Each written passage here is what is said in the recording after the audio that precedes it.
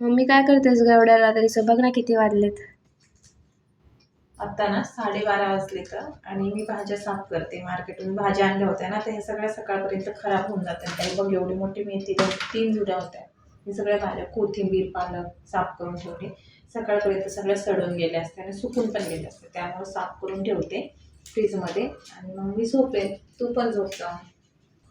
सकाळी करायचे ना साफ भाज्या. अगं खराब होऊन जातील ना, तुला बोलले ना खराब होतील म्हणून साफ केलाय. पण याच्यामध्ये किती खराब निघलेत भाज्या आणि सकाळपर्यंत थोडेसे जास्त खराब झाले असते, त्यामुळे साफ करून घेतल्या.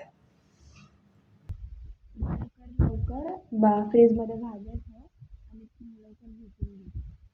झोपणारच आहे आता, एवढं झालं झालं साफ करून. मला नको घेऊ आता. थोडीशी